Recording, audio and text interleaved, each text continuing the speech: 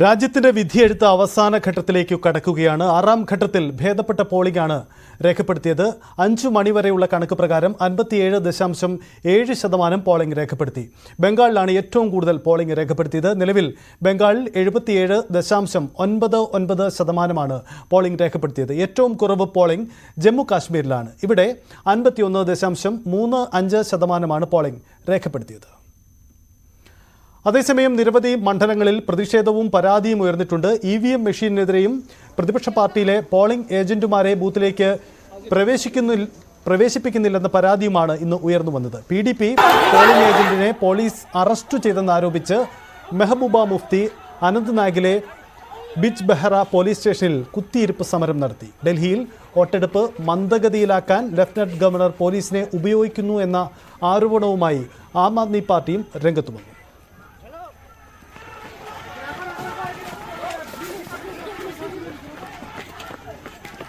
MG Mithun നമുക്കൊപ്പം ചേരുന്നു. മിഥുൻ, സുപ്രധാനമാണ് ഈ ഘട്ട തെരഞ്ഞെടുപ്പ്. 6ാം ഘട്ടം പൂർത്തിയാവുമ്പോൾ ഇനി അവശേഷിക്കുന്നത് 50-ലധികം വരുന്ന മണ്ഡലങ്ങൾ മാത്രമാണ്. 6ാം ഘട്ടത്തിലെ പോളിംഗ് പൂർത്തിയാവുമ്പോൾ പോളിംഗ് ശരാശരി കണക്കിലെടുത്തുകൊണ്ടുള്ള രാഷ്ട്രീയ നേതൃത്വങ്ങളുടെ പ്രതികരണങ്ങൾ, കണക്കുകൂട്ടലുകൾ അതെങ്ങനെയാണ്?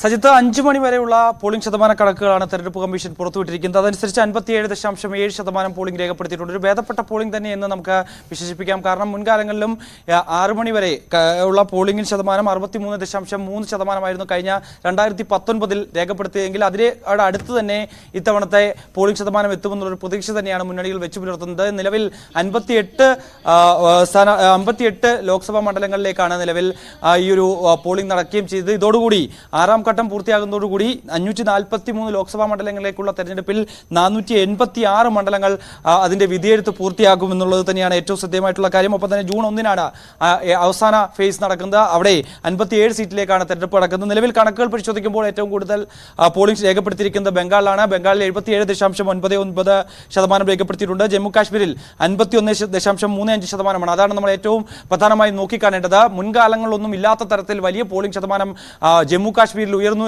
എന്ന് തന്നെയാണ് ഏറ്റവും ശ്രദ്ധേയമായിട്ടുള്ള കാര്യം. 6ാം ഫേസിൽ കഴിഞ്ഞ 2019 15% താഴെ മാത്രമായിരുന്നു ജമ്മു കാശ്മീരിൽ പോളിംഗ് രേഖപ്പെടുത്തിയെങ്കിൽ ഇന്ന് 6ാം ഫേസിൽ 2024 എത്തുമ്പോൾ 51.35% ഉയർന്നു എന്നുള്ളത് തന്നെയാണ് ഏറ്റവും ശ്രദ്ധേയമായിട്ടുള്ള കാര്യം. ജാർഖണ്ഡിൽ 61.41%, ഡൽഹിയിൽ 53.73%, ബീഹാറിൽ 52.24%, ഉത്തർപ്രദേശിൽ 52.02%, ഹരിയാനയിൽ 55.93%, ഒഡീഷയിൽ 59.6% എന്നിങ്ങനെയാണ് കണക്കുകൾ വ്യക്തമാക്കുന്നത്. 5 മണി വരെയുള്ള കണക്കുകളാണ് ഇപ്പോൾ പുറത്തു വന്നിരിക്കുന്നതായാലും പോളിംഗ് ശതമാനം ഇനിയും ഉയരാനുള്ള ഒരു സാധ്യത തന്നെയാണ് മുന്നണികൾ വെച്ചു പുലർത്തുന്നത്. അതേസമയം നേരത്തെ ഞാൻ സൂചിപ്പിച്ച പോലെ തന്നെ പലയിടങ്ങളിലും ലോക്സഭാ മണ്ഡലങ്ങളിലെ പല വിധിയെഴുത്ത് കേന്ദ്രങ്ങളിലും ഒക്കെ തന്നെ വലിയ രീതിയിൽ അക്രമ സംഭവങ്ങളുണ്ടായി. നമ്മൾ അല്പസമയത്തിന് മുമ്പ് പ്രേക്ഷകർ കണ്ട ദൃശ്യം അത് വെസ്റ്റ് ബംഗാളിൽ നിന്നുള്ളതാണ്. TMC പ്രവർത്തകരും BJP പ്രവർത്തകരും തമ്മിൽ കല്ലേറുണ്ടാകുന്നു. ഒപ്പം തന്നെ പോലീസ് അവിടേക്ക് ഉടൻ തന്നെ കടന്നെത്തിയെങ്കിൽ പോലും തന്നെ പോലീസിന് അവരെ കീഴ്പ്പെടുത്താൻ സാധിക്കാതെ പോലീസ് ഉൾപ്പെടെയുള്ളവർ ഓടിപ്പോകുന്ന ദൃശ്യങ്ങളാണ് അല്പസമയത്ത് മുമ്പ് പുറത്തു വരികയും ചെയ്തത്. വലിയ അക്രമ സംഭവങ്ങൾ തന്നെയാണ് ബംഗാൾ കേന്ദ്രീകരിച്ച് കഴിഞ്ഞ 6 ഫേസിലും ഇതേ രീതിയിൽ തന്നെ സമാനമായ സാഹചര്യമാണ്, സംഘർഷാവസ്ഥ തന്നെയാണ് വെസ്റ്റ് ബംഗാളിൽ നിന്ന് റിപ്പോർട്ട് ചെയ്തിരിക്കുന്നത്. ഒപ്പം തന്നെ ഇന്ത്യ മുന്നണി കഴിഞ്ഞ ഫേസുകളിലൊക്കെ തന്നെ ഉയർത്തിപ്പിടിച്ചതുപോലെ തന്നെ ഇത്തവണയും EVM മെഷീനിലെ മന്ദത, ഒപ്പം തന്നെ അതിൽ ചാർജ് കുറവാണെന്നുള്ള ആരോപണം, കൂടാതെ തന്നെ പോളിംഗ് സ്റ്റേഷനുകളിൽ ബൂത്ത് ഏജന്റുമാരെ കടത്തിവിടുന്നില്ല എന്നുള്ള കാര്യം ഉൾപ്പെടെ ഉയർത്തിക്കൊണ്ട് ഇന്നും പ്രതിഷേധവുമായി രംഗത്ത് വന്നു.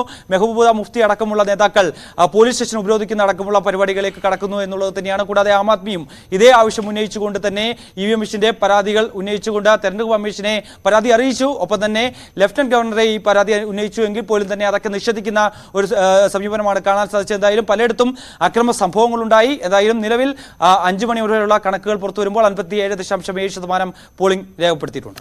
രാജ്യം വിധി എഴുതുകയാണ്. 6ാം ഘട്ടത്തിലെ പോളിംഗ് അവസാന ഘട്ടത്തിൽ അത് അവസാനിക്കുകയാണ്. ഇപ്പോൾ സമയം 6 മണി കഴിയുന്നു. അങ്ങനെയെങ്കിൽ പോളിംഗ് സമയം അവസാനിച്ചു. ഇനിയുള്ള മണിക്കൂറുകൾ കണക്കെടുപ്പിൻ്റെ സമയമാണ്.